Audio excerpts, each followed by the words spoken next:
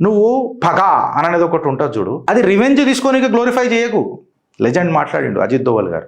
దాన్ని ఏడ గుర్తు పెట్టుకో తెలుసా, నీ హిస్టరీని గుర్తు పెట్టుకో. నీ పగ ఆడి కాపు, తర్వాత చూద్దాం.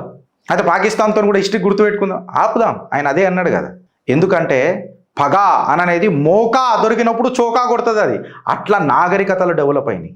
ఇండియా ఎన్నోసార్లు ఇండియా ఎవరిని ఇన్వేడ్ చేయలే, భారతదేశాన్ని మాత్రం మస్తు మంది ఇన్వేడ్ చేసిరు. ఇన్వేడ్ చేసినా భారత్ యొక్క బలం దెబ్బతిన్నదా? తినలే.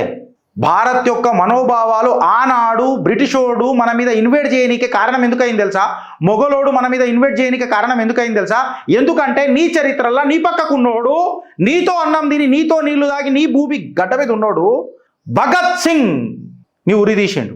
సుభాష్ చంద్రబోస్ యొక్క ఆత్మ బలిదానాన్ని వార్ క్రిమినల్ అని చెప్పి పోర్ట్రే చేసిండ్రు. కొంతమందిని ఫేక్ హ్యూమిలియేషన్ ఇక తారాస్థాయికి తీసుకోబెట్టారు. నీకు నాకు వచ్చిన స్వతంత్రం గిఫ్ట్ రాలే బ్రదర్, గిఫ్ట్ రాలే, బలిదానంతో వచ్చింది. అది రక్తాన్ని పెట్టుబడి పెడితే వచ్చిన రిటర్న్ ఆఫ్ ఇన్వెస్ట్మెంట్ స్వాతంత్రం. నా కడగబినా డాల్ కాదు అది. నిన్న ఆయన ఎంఫసైజ్ చేసి మాట్లాడాడు.